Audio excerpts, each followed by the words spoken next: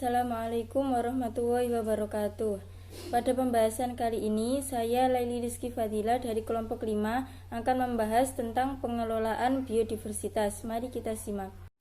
Biodiversitas adalah semua makhluk hidup di bumi, yaitu ada tumbuhan, hewan, dan mikroorganisme, termasuk keanekaragaman genetik yang dikandungnya dan keanekaragaman ekosistem yang dibentuknya, yaitu ada komponen biotik dan abiotik dalam lingkungan alam. Pengelolaan biodiversitas dalam ekosistem yang meliputi komponen biotik dan abiotik sebagai penunjang kehidupan makhluk hidup. Yang pertama yaitu produk-produk yang diperoleh dari ekosistem. Produk ini dapat berupa makanan, misalnya daging hewan, sayur-sayuran. Yang kedua, minuman, yaitu misalnya susu sapi, air, kemudian kayu dan hasil hutan bukan kayu, misalkan getah buah, kopal, daun, dan obat-obatan. Poin yang nomor 2 yakni jasa yang diperoleh dari proses pengaturan atau proses ekologis esensial dalam suatu ekosistem, yaitu berupa jasa yang diberikan oleh lingkungan alam dan dari ekosistem, misalnya pengendalian iklim, yakni komponen biotik dan abiotik ekosistem laut berperan dalam pengaturan iklim.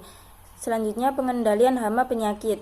Ekosistem laut adalah pengolah limbah sehingga membantu dalam pengaturan penyakit. Yang selanjutnya, pemurnian air dan tata letak air. Ini dilakukan oleh siklus hidrologi di alam. Kemudian pengendalian erosi dan banjir. Ekosistem pesisir dan muara bertindak sebagai zona penyangga terhadap bahaya alam. Kemudian penyerbukan, yaitu penyerbukan alami oleh angin, air, hujan, dan lain-lain. Poin yang ketiga yaitu jasa non-materi yang diperoleh dari suatu ekosistem.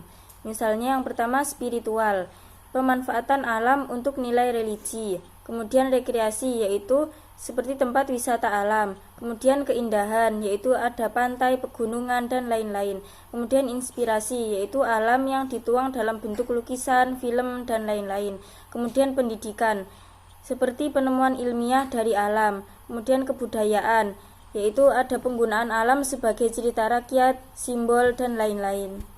Poin yang keempat, yakni jasa-jasa pendukung yang diperlukan untuk memproduksi beragam jasa ekosistem, yaitu ada siklus hara, siklus karbon dioksida, dan siklus nitrogen. Nah, siklus-siklus ini adalah pergerakan nutrisi melalui ekosistem oleh proses biotik dan abiotik di alam. Kemudian ada formasi tanah dan produksi primer. Ini mengacu pada produksi bahan organik, yaitu energi yang terikat secara kimia melalui proses seperti fotosintesis dan kemosintesis.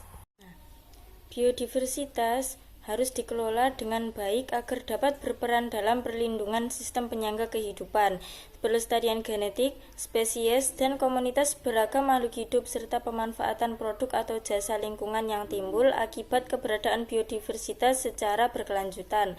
Nah, upaya melestarikan biodiversitas ada beberapa, yaitu yang pertama rebuisasi dan sistem tebang pilih. Pemulihan lahan rusak dengan cara menanam kembali tanaman di wilayah tersebut serta menyeleksi dengan menentukan pohon-pohon mana yang layak ditebang, misalnya pohon yang berusia sudah tua.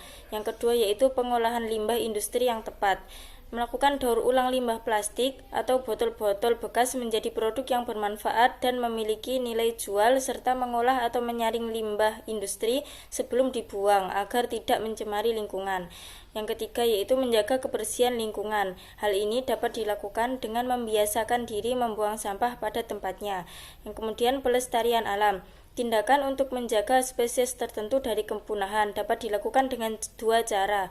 Yang pertama yaitu pelestarian in situ, yaitu pelestarian yang dilakukan di dalam habitat aslinya, contoh taman nasional, cagar alam, suaka margasatwa, dan lain-lain. Kemudian pelestarian ex situ adalah pelestarian yang dilakukan di luar habitat aslinya, contohnya kebun binatang, taman safari, taman hutan, dan lain-lain. Sekian pemaparan materi dari saya, semoga bermanfaat. Wassalamualaikum warahmatullahi wabarakatuh.